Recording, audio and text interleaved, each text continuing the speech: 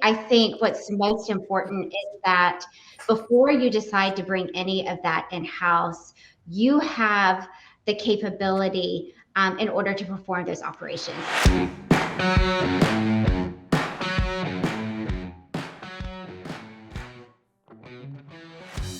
Welcome to another episode of the Collision Vision, driven by Auto Body News. As always, I'm your host, Cole Strandberg.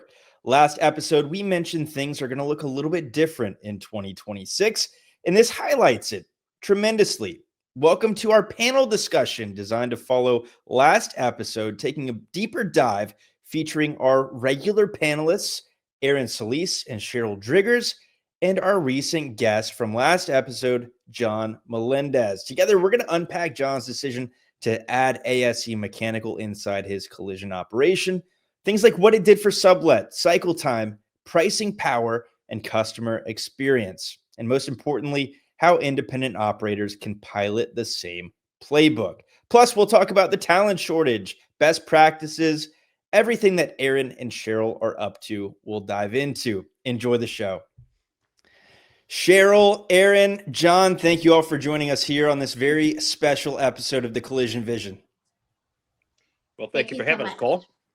Looking forward to an awesome conversation. This is kind of the first rendition of this new great format, and it should be a lot of fun. John, everyone just heard from you here on the last episode, a lot of which is what we're going to dive a little bit deeper into today. Everyone listening or watching is also going to be familiar with our panelists, Sheryl Driggers and Erin Solis.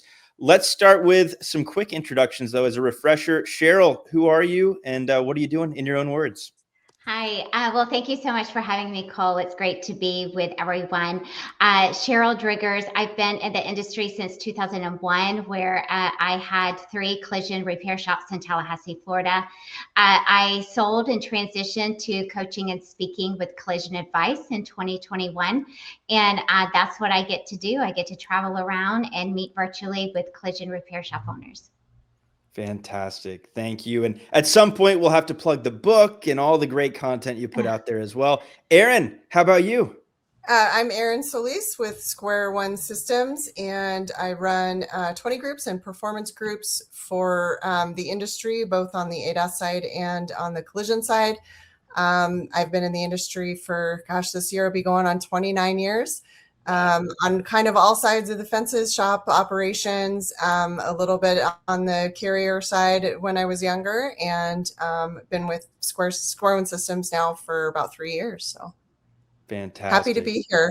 And I'm excited to be presenting with Sheryl. I was saying when we first got on, I have a little bit of starstruck here with Sheryl. So I'm excited to do this. No way. I was excited when I saw your name on the email. Man, this is a heck of a crew. So really excited to have everyone here for an awesome conversation. And Erin and Sheryl going to be some familiar faces here as we progress throughout an awesome 2026 here on the Collision Vision. John, we're here today because you and I had a conversation a couple weeks ago, in podcast time at least, talking about some of the great things that you're doing within your shop. We also talked about some of the great things that you're doing within the industry. A highlight, though, is bringing the ASE mechanical certifications and a lot of mechanical within your shop. I want to kind of set the stage and ask Sheryl and Erin, why does this matter right now? Well, we have a lot of voids that we got to get filled. And right now, each of us, or I should say, all the shops that are out in the area are suffering from the technician shortages that we have. So the best thing is to help try to fill these voids, to help identify damage better, is to take an existing technician and get them well-rounded and move them up into the ASE segment, and being able to get suspension, alignment, drivability, and other issues or other segments that are available to help make that person well-rounded within the organization itself today. No, I love it. Sheryl, Erin, you both get a lot of exposure to a lot of the best shops and organizations across the country. From your perspective, what jumps off the page based on John and I's conversation? Yeah, so I would say with today's vehicles, with the addition of ADAS safety inspections, there's so many more mechanical operations that are on repair plans today than there were, let's say, 5-10 years ago. So bringing that in-house gives the shops an opportunity to have more control over cycle time, over the process, and over profitability. I agree 100%. I think the other side of that too is that we find a lot of times when you bring it to a third party to have some sort of mechanical or something done to it, but they didn't do the collision repair. So they're not as familiar with everything that you've done to the vehicle, especially if it's a diagnostic issue or if you had replaced suspension and alignments. And it's so much easier if you're handling the whole thing, you know, everything that happened to the car rather than sending it to somebody who never touched it. Absolutely. Go ahead, Sheryl. Well, Erin, that just made me think of another point of, you know, the shop has a liability that is done correctly, right? Anything that they sublet out. And I remember at our shops when we would sublet certain operations to the dealership because we didn't have the necessary equipment at one point, and taking the repair operations guidelines with us there because they didn't know how to do it correctly. And so the shop is responsible. The shop has that liability, whether it's in-house or sublet. Absolutely. Liability is something that I think is a recurring theme anytime we talk about sublet, whether that's ADAS calibration, whether that's mechanical. Anytime that leaves your control does not mean it leaves your liability. You're ultimately responsible for the vehicle and what happens with it. Now, this move and bringing a lot of these sublets in-house and increasing capability and capacity, pursuing certifications like this are not going to be for everybody.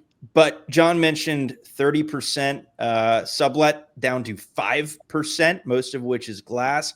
That's a massive, massive increase in certainly margin capture and revenue capture.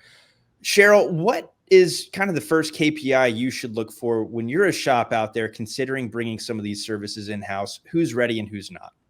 Yeah. So a couple things that I would look at. Number one is, okay, what is that sublet as a percentage of sales, right? When it gets to a certain point, we really want to look at bringing that in-house. Like I said, not just for revenue reasons, but for cycle time and control. And so there's several things I want to look at is what is my sublet as a percentage of sales? What is my sublet profit margin versus what is my mechanical labor profit margin? And then what is my cycle time? How could we improve cycle time if we were to bring some of those things in-house also? Fantastic. Erin, from your perspective, what kind of thresholds do we want to look at when considering bringing mechanical or other sublet services in-house for that matter? I don't know if it's necessarily a specific threshold, but I think you have to look at the business as a whole, right? So like Sheryl said, how much of your sublet, how much of your sales are you doing sublet? It's almost hard to look at it, I think, from just a strictly sales standpoint, because there's a lot of things that are changing in sales right now. Like we saw parts prices went up 6%. So just because your sales went up 6% doesn't necessarily mean that you grew 6%, right? So I think you have to kind of look maybe a little bit more in your financial system even and pull the vendors that you are typically, your alignment shop or your dealerships that you're using and try to look at it. I think it's important to do what Sheryl said, but also look at it from a couple of different angles as well. And then see how much is out there and what you have the capacity to do. You certainly don't want to start taking on more stuff if you don't have the training and equipment and the capacity to do it. So sorry, Cole, I didn't exactly answer your question, but I think it needs to be looked at from a broader spectrum than just, 45% of my sales is sublet, I should start doing it in-house. So you got to kind of look at the whole picture. You nailed it. John, go ahead. Well, and I agree with Erin, but what I'm seeing also out in the industry today, Erin, is the people that we are subletting work out to are falling behind the times. Their equipment's not updated.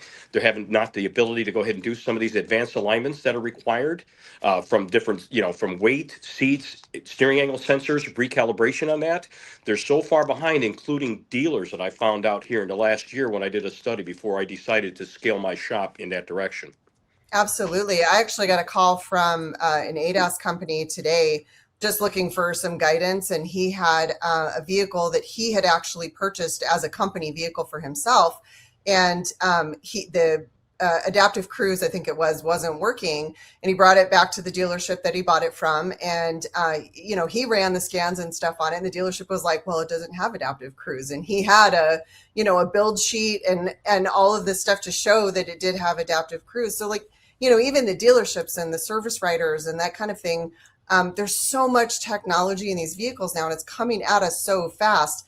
We know from a collision side that we're having a hard time staying up with the technology. The dealers are having the same struggle. So it's not just dealers, it's the independents, it's all of them.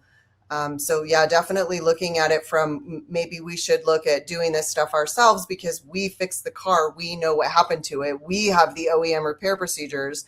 We know it needs an alignment before you can calibrate it or whatever the specific situation may be that a lot of times these others don't know. That's a crazy perfect example of that. I think us in the collision repair industry, if it goes to the dealer, we oftentimes will just blindly trust. If it's the dealer, it has to be done right. It's a great point, guys. We're obviously talking about increasing capability and bringing some of this in-house. For anyone listening where that's not a right fit or not in the cards, I think the idea of auditing some of your sublet vendors makes a ton of sense because it goes back to that liability conversation. Just because you're putting it in someone else's court to get done, ultimately it's not your responsibility. You got to make sure it's coming out correct. Now, I love this forum because normally we're not always going to have the guest from the previous episode here in a roundtable. So a lot of these questions are funny because we're talking about John here while John's here patiently listening and taking whatever we say with a grain of salt. I appreciate that. Obviously, a lot of I have some background on me. That's not good. We'll get that cleared up. A lot of our conversation with John here is about OE certifications and specializations. But not everyone's going to have that. I'm an advocate for specialization and making sure that what you're fixing is something that you're really good at fixing and that your OE certifications, I'm a big believer here. When we think about bringing mechanical in-house and some of these other sublet service, do you think that niching down or having a specific specialty is a requirement or just an added bonus? Sheryl, I'll start with you as I get my background figured out. Yeah, I would say that I don't think it has to be a specialty. I think what's most important is that before you decide to bring any of that in-house, you have the capability in order to perform those operations. So that means that, okay, I have my repair planning is dialed in. I've got a strong process for repair planning. My scheduling. It's important that, scheduling is really dialed in a way where that is not causing repairs to go longer and impacting cycle time in a negative way. And really making sure that I have the production space in order to bring these operations in-house before I make those decisions of, hey, I'm going to add something else to our sales mix. Well put. Erin, how about you? And again, I go back. I'm a shameless advocate for specialization. When you're in the right market, you're the right shop. How do you view that as it relates to bringing in outside kind of capabilities in-house? Yeah, I mean, obviously, right? You have to have the right training and the right person in the right spot. And to Sheryl's point, you have to have the space and the capability. And I didn't even think about it till she said it, but I love her point about the scheduling. It's kind of like how you don't want everything to hit the paint shop on Wednesday. Well, you don't want everything hitting your mechanic on Friday afternoon when you're trying to, so having that kind of stuff dialed in. But as far as like being specialized, being more specialized, I think we're seeing a lot more of that. There is a lot more training, obviously, with the technology. There's a lot more training coming at us from the OEM side, from the certifications. If you're going to be certified, you have to take these specific training classes. And I love that because, no two cars are the same. And you may have two OEMs, with two cars that are the same OEM, and they function completely differently. The ADAS systems work totally differently. The cameras work totally differently. So when you can't just take two and assume that just because you calibrated something this way that you're going to be able to do it that way as well. So having that kind of specialized knowledge and understanding and very specific training is going to be hugely important to ensure that you are fixing the car per the OEM requirements. Now, we mentioned earlier in our conversation the impact of bringing some of these services in-house very much includes decreasing cycle time. John, you mentioned that happened. Talk to me and try to quantify that decrease in cycle time for us by increasing your in-house capabilities. Yeah, so one thing I want to revert back to in reference to Sheryl on the niche and a little bit with Erin, what she had stated, what we have done here, it wasn't about becoming a mechanical shop. It was about eliminating the blind spots in the repair plan. That's why I decided these certifications were so important to go that route. Number three, being that niche business and being on the same level, representing that brand with the brand certifications will give you a return on your investment. And that's another part of the segment that we could talk about as far as the rates and everything else that couple with it. But in reference to reducing our cycle times by having this in-house, it's with the repair plan itself, by having the right technician in place, having the ability not only to do a 3D measurement, but send it for a pre-alignment check, wheels, tires, balancing, all that is done ahead of time and checked. And we know that what is required to complete this job within a reasonable time frame.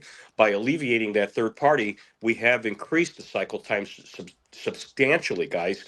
And I'm having a rocket takeoff for the month of January because I finally have the right staff in place. I was a little place at 4,800 square feet. Today, I'm at 13,000 square feet, and I'm already seeing in my weekly progress, which it should be at the end of the month, I'm going to double my business. Now, John, what all formerly sublet services are you now doing in-house, and what are you still outsourcing? We're doing alignments, our calibration, tire mounting and balancing. And then, of course, we have a little bit more advanced when if it comes to drivability issues, but if as long as it's related to the loss, we're taking care of that in-house. Our outside sublet right now is basically just the glass. Love it. Erin, from your perspective, when you're a shop looking to, following a tough 2025 for many, recapture some of this margin, some of these revenue dollars, how do you view kind of what services to look at bringing in-house first? I think you have to go back, like I said, and look at your vendors. If you use one specific or two specific glass companies, right? How much money did you spend with them last year? Does it make sense to bring that in-house? I think glass is something that's typically a little easier to bring in-house because there's some training and tooling required, but it's certainly not to the extent of the mechanical and ADAS stuff. So I would look at that. How much are we spending with somebody else that we could bring in here, and what kind of profit margins would we have on that? I think it's important too to look at that cycle time aspect. Am I really going to make a huge improvement in my cycle time, and my customers are going to be happier, right, if their cars are getting fixed quicker and you're a little bit more settled in the fact that it got fixed the right way because you did it and you oversaw it. So I think there's a couple of different ways to look at it. I think especially over this last year, we saw a lot of shops start to do their own glass work, but I think we really saw a lot of shops branch out and start handling their own calibration work and their own, calibration requirements. And there's a couple different companies that you can use now to help get the tooling and the training and stuff required. So it's getting a little bit easier to make sure you know what you're doing. But I think that's probably the largest space that's growing right now. And going forward in the next couple of years with the requirements from, highway safety and the government on safety systems and how they're going to be working and how many cars need to have pedestrian auto stopping and all that kind of stuff coming up in the next couple of years, the calibration stuff is just going to continue to be a need or a requirement, in my opinion. Makes total sense. Sheryl, you're a few years out of shop ownership, and obviously things have changed in that time to an extent. ADAS calibration certainly comes to mind and its prevalence. What of these capabilities did you have in-house, and what of these capabilities would you strongly consider having in-house today were you to be a shop owner? Yeah, so, we worked closely back in the day with Aztec for our scanning and calibration needs. And then we would also get certain tooling directly from the manufacturer. For example, like we got all of the Nissan calibration, so we could do Nissan in-house.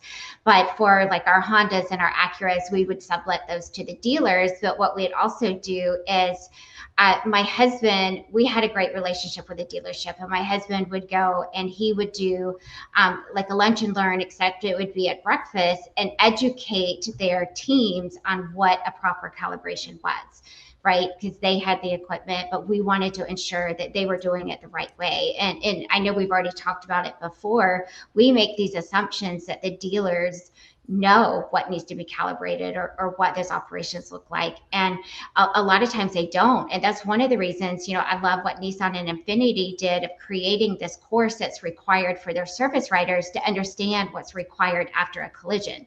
Because I don't know if you guys have ever experienced this where a bill payer calls down to the dealership and the dealership says, oh, no, they don't need to do that. Well, actually, yes, we do. It's in the OEM repair procedures. And so just making sure that you have a good relationship with your local dealerships, especially if you're outsourcing that. If I was still in business, I would be looking to see, okay, what could I bring in-house, especially related to all of the calibrations. Obviously, you've got to have the right space. You have to not only have the space requirements, but the level, the lighting, there's so much involved.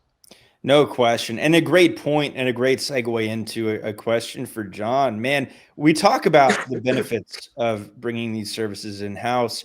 Were there any operational challenges or lifts that you experienced that you didn't expect coming into it, and any warnings you'd give to somebody looking to embark on something similar?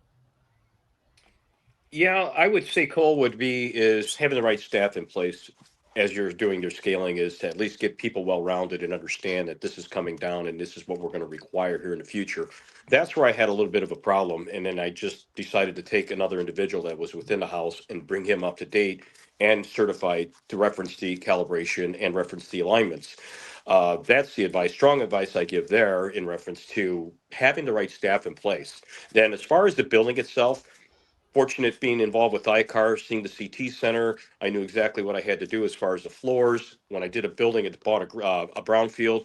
When I did the renovations, I took in consideration that this is the direction we're going to go in the future, and I planned for that ahead, in which that's where we're at today. Fantastic. Sheryl, I'm going to start with you as a coach out there.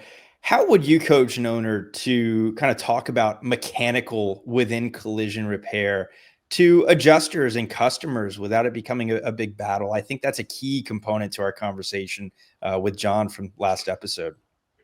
Yeah, so I would say education is key, right? Both adjusters. And so making sure that we're educating the customer on safe and proper repair and how we are repairing their vehicle back to the way that the manufacturer designed for it to be repaired.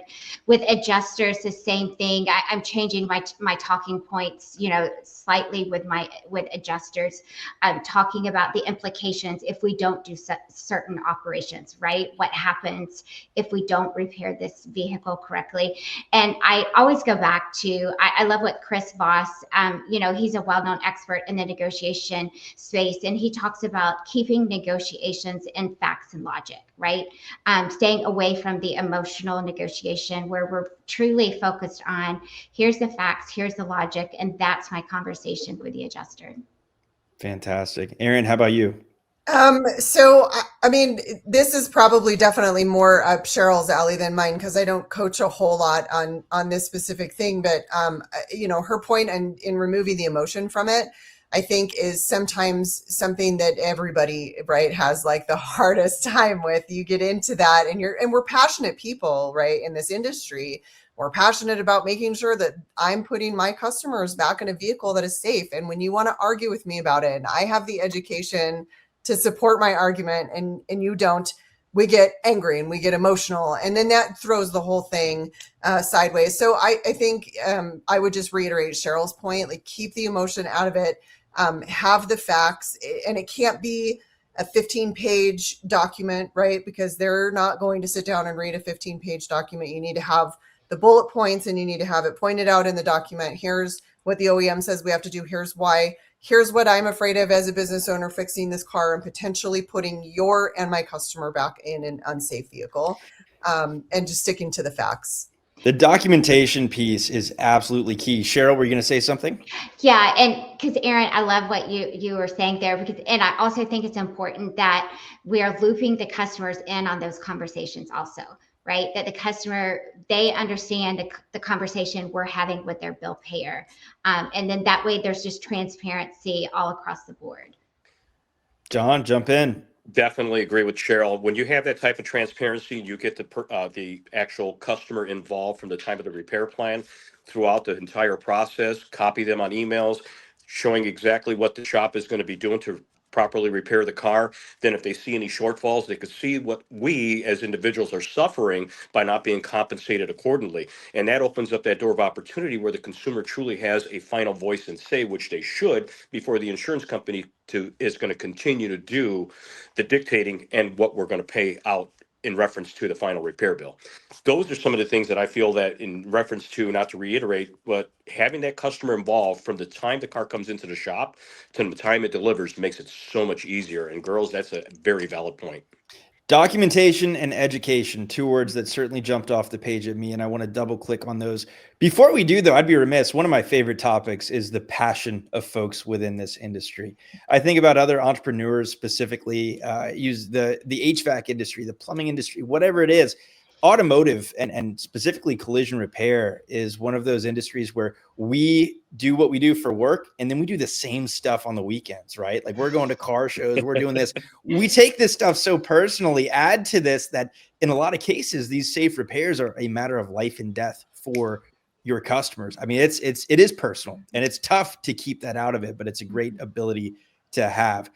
Talk, John, about the documentation. So to revisit our last conversation, we talked about this ASE certification. Meeting ICAR certification allows you in many cases, certainly within your niche, to charge dealer level mechanical rates. And I want to get some feedback from Sheryl and Erin on that fact just in a moment. Before I do, though, to do that, what kind of documentation is expected? Well, you have to look at it as being the same certification over the years with having ASC. That wasn't suffice with the insurance company. But when you couple the brand and you truly have the brand certification under your belt, now it's no different when that person goes to or that insurance company or that payer goes to the dealership, or now he's dealing with the shop. Doesn't necessarily mean I have that sign on there that says that I'm a Chevy dealership, but I carry the credentials that that same technician has within that dealer, and they've been paying them rates without any issues over the years. Now they will pay us the same because there is no difference. Make sense? Makes sense. Sheryl, any commentary on that? I mean, that feels like a bit of a cheat code to get these dealer rates that we always talk about in the collision repair industry. Yeah, and I think John is right. And I would always be looking at, okay, what is my effective mechanical labor rate? I always am looking at labor rate by category to see what am I truly getting paid? Because I might have a door rate, but am I actually getting paid that? So, you know, whether we're collecting it from the consumer or the bill payer, absolutely our mechanical rate should be competitive. Erin, anything to add there on that labor rate? No, I think John and Sheryl definitely nailed it. Looking at that effective labor rate and making sure that you understand what you're actually getting versus your door rate. But it does, to John's point, it gets really hard to argue when you say, you know, again, in this negotiation piece, when you're being very calm, here are the qualifications and equipment, everything the dealership has to pay, agreed, or that the dealership has to have in order to do this. And so here I have all of the same things. So how can you really debate the argument on that their labor rate is almost twice mine? Why would I not get the same thing when I'm showing you we are the same? Having that kind of documentation and training and tooling and equipment is important. Builds a heck of a case, no question. And Erin, I left you in third person to answer a couple times in a row, which is the toughest place to be. I'm going to do better for you moving forward. However, you've managed to find a lot of juice left in the answer. So thank you for that. That's a great addition there. Guys, John, I want to pivot here a little bit and talk about something that John's very passionate about. I think we all are here. And that, of course, is talent in the industry. We talk about the talent shortage, regardless of whatever we start talking about. Ultimately, every conversation in the industry goes toward talent. John told a story in our conversation of growing a tow driver into a master tech over, John, was it what 8 years? It's been with us 8 years. Yes. When do you view upskilling versus hiring someone ready to rock and roll, whether that's mechanical or, you know, anything in collision repair? How do you kind of separate that and view that based on your business's needs? Erin, I'll start with you.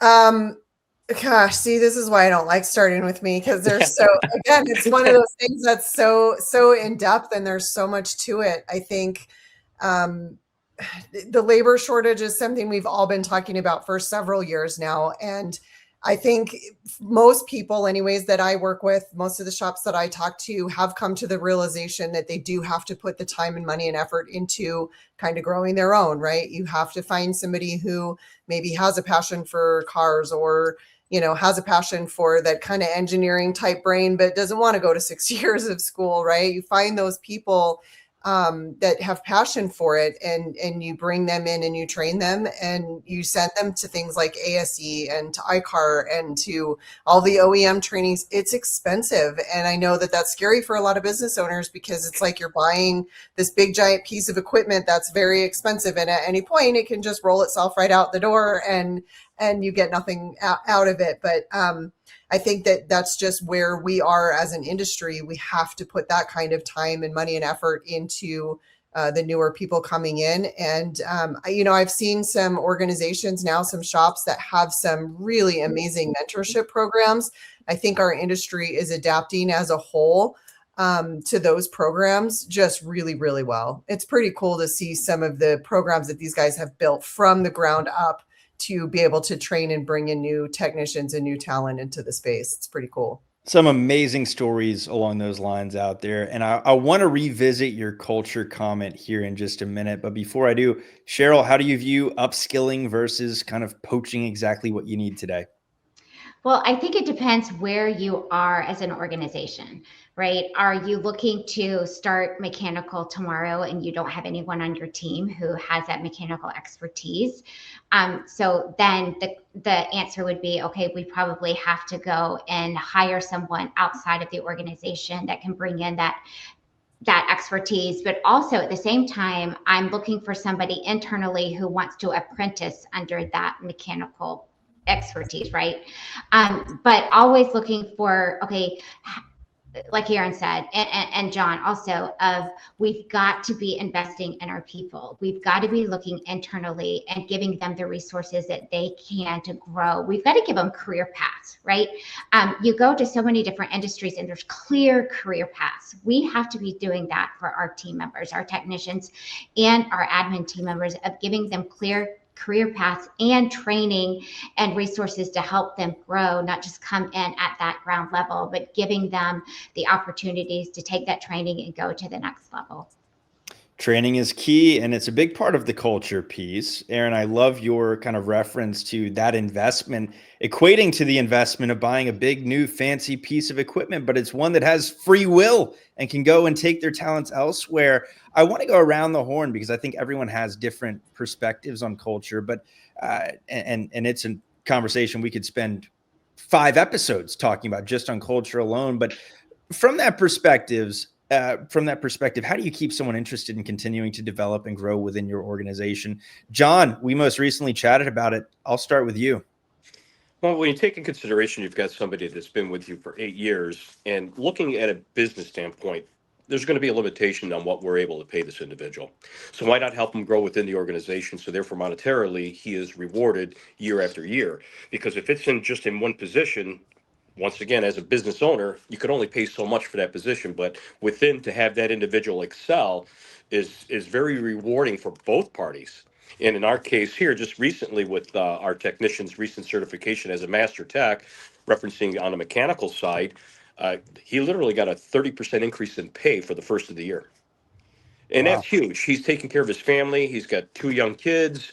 It's such a good feeling knowing that he had that ability to grow within our organization and to maintain and get paid properly. Is I just, guys, it's fantastic. And knowing that he's been with us 8 years, I see him being with us another 8 years with no problem at all. Now, it's a great point. From that perspective, too, I mean, just kind of quantifying those levels based on a technician or any employee's progression. Was this specific technician aware of, all right, if I check this box and this box, I'll get here? Or was some of this qualitative? Walk me through that. How do you keep No, them actually, interested in Cole, I progressing? did do that, and I set up separate parameters for him. And as he progressed, his pay progressed. When he first started with it 8 years ago, I mean, he was a tow truck driver. He was making like $17 an hour. Today, he's more than double that. Awesome. Sheryl, from your perspective in growing these technicians, how do you keep them around? How do you have that culture, and how do you present, here's a real thing to chase as you grow yourself? There are rooms to grow here within our organization. Yeah. So culture is such an important piece of the equation, right? We've got to create healthy organizational cultures where people want to show up to work, right? No one wants to go to an environment where it's just negative and draining. But one of the best examples I've seen of a great training path is from my friend Maria Quintero at Bodybuilders in Rolling Meadows. She created this very clear training path where technicians test out on specific operations, and each new capability that they earn directly increases their pay. And so when technicians can see exactly how skill translate into growth and compensation, they stay motivated to keep moving. But it's not simply about pay, right? We've got to get to know our team members and really understand what is their motivation. How can we make them feel appreciated? What is it that we can do to create healthy work environment, healthy working relationships? Because when people come to work and they have friends at work, they're more hesitant to leave because they don't want to leave their friends. So what can we do to make this the best place to work? Love it. Erin, anything to add there? Yeah, I think having that clear path and people need to know when they're doing something right, and they need to know that they're on the right path. They need to see that they have a future with you or your organization. So both, John and Sheryl's points, extremely valid. I'm going to kind of go down a little bit of the other side of the path in creating a culture is that you have to create, kind of to Sheryl's point, you have to create an environment that people want to be in. And I keep seeing time and time again, and I think this is across our industry, is that people really, they value the trust and the transparency from their bosses or from business owners. They can't feel like you're hiding things from them all the time. And I think trust and transparency is something, and integrity, right? Like I want to show up to work every day, and I may be taking $1 less than I would be if I went to the guy next door, but I know that if I show up here, they're going to do the right thing every time. And I can feel better about myself and my work product knowing that my bosses and my coworkers and whatever hold that same value system that I do. And I think that is something that is just completely invaluable when you're trying to drive a healthy culture.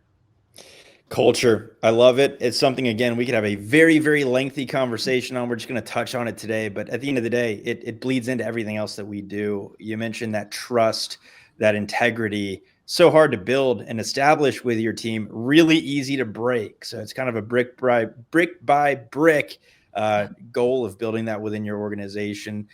As I think about bringing some of these services in-house, I kind of equate it to the organic version of growing via acquisition, right? It's a new business you're in, it's investment you're making.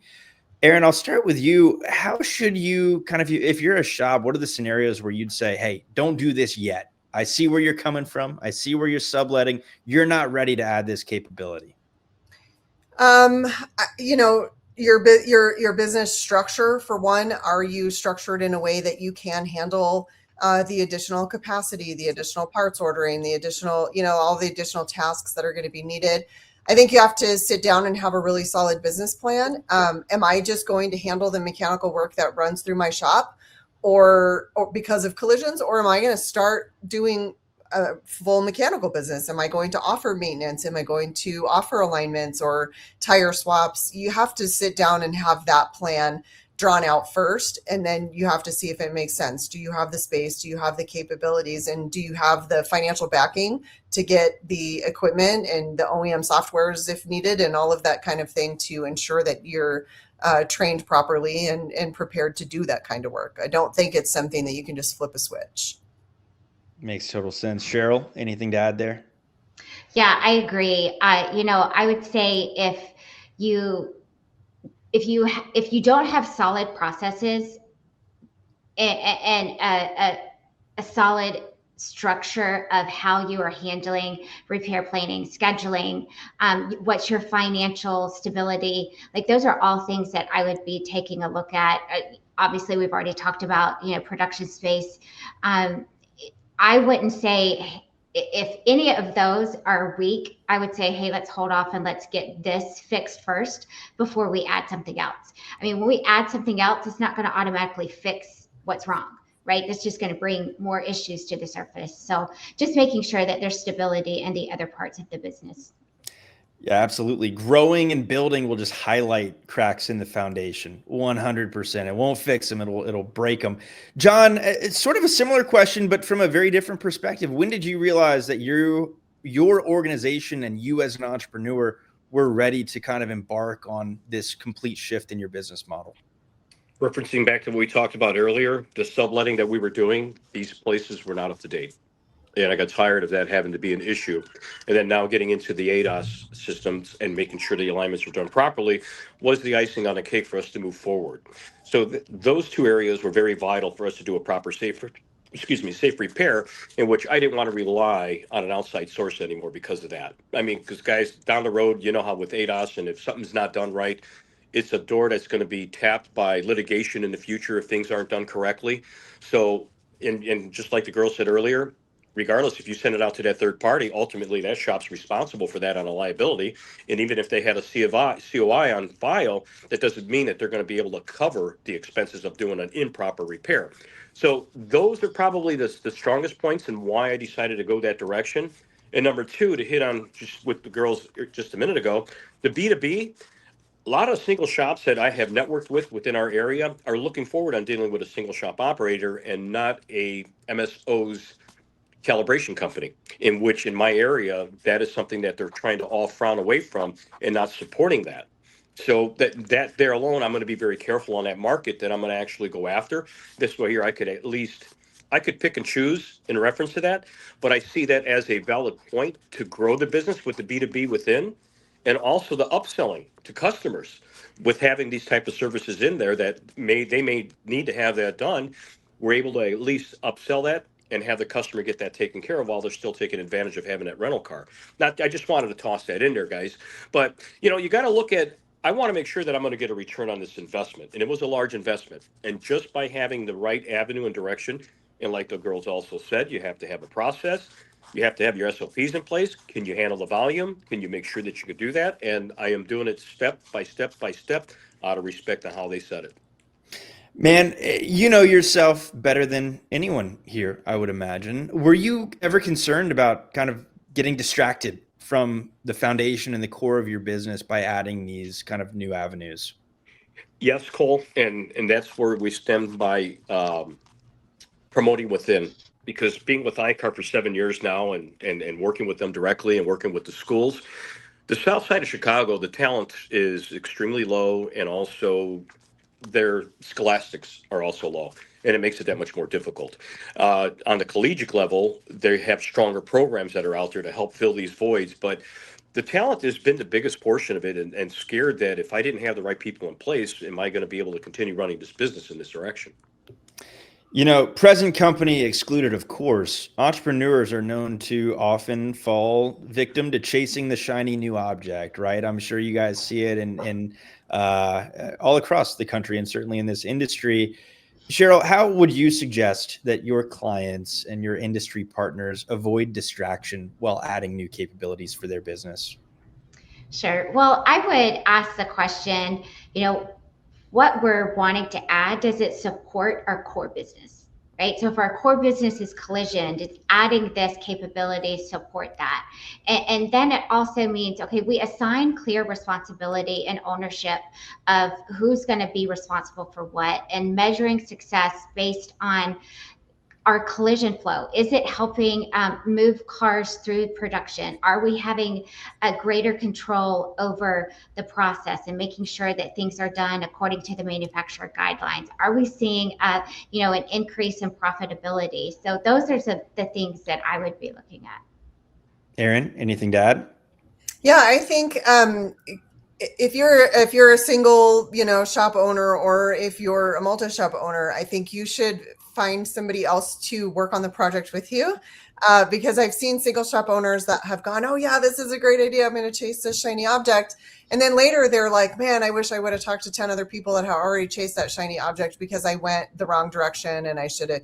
So I think having somebody else, whether it's somebody else from within your business, or if you've got a buddy who has a shop down the road, maybe you get their opinion, or again, 20 groups, right? Or a peer group, any kind of peer group, even if it's just a B2B that's not even in the same industry, like run it by somebody else so that you're not trying to make these decisions all by yourself, and it can kind of help you avoid that bunny trail of a shiny object.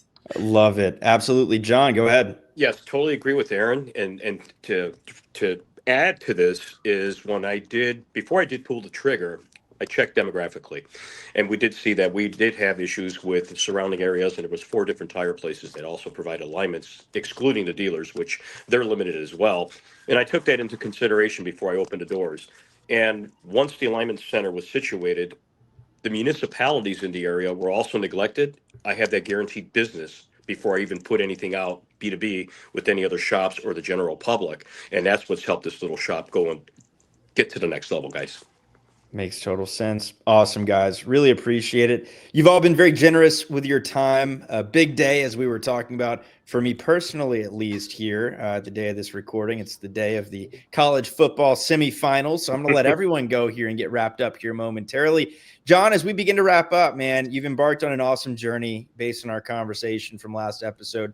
It's yielding results already, and really excited to see what you do in 2026. Looking back, is there one thing that you would do differently if you were to start over from scratch here and embark on this endeavor? Absolutely. I got 3 different areas I'd like to answer on that, guys. First of all, I would invest in the education and certifications immediately and not years down the road like I have in the past, because I looked at ASE and iCar as basically something I can get later and didn't realize that I should have had a solid foundation, knowing that this is going to be the direction of how complex these cars are going to be in the future. Second, I would definitely at least establish a process for shops that are in condition and believe the insurance companies dictates the repair. In reality, when it's combined with OEM procedures and proper equipment, that documentation and the credentials, I wish I would have had that years ago, because it's actually helping us in our ROI today and being able to do a proper safe repair. And finally, I would build a business around a niche, just like I am now. But I would definitely specialize in that immediately, and I would stop chasing the volume and get myself solid. So therefore, if I would have had that years ago on what I'm doing today, I would probably have about 3 or 4 more shops under my belt. Powerful stuff, man. Really appreciate it. Erin and Sheryl, and I'll start with you, Erin. One piece of advice for folks kind of on the fence about bringing some of these capabilities in-house. Don't chase this shiny object, as you put it. Do your research, do your due diligence, make sure you're making a smart decision. I'm going to keep it short because I'm not standing in between y'all and football. Oh, you know what? I appreciate that tremendously. Hotty toddy. Sheryl, how about you? Yeah, I agree. I love, Erin, what you were talking about. All of us are smarter than one of us. And so getting different perspectives. Also looking at the KPIs, right? Data tells a story. So is it time for us to bring these certain things in-house? And what will be, what does it take for us to get our return on investment? All of us is smarter than one of us, or some rendition of that. Love it. Shout out again to 20 groups, to peer groups, to coaches, to mentors. It's amazing what we can learn from people who have been there and done that.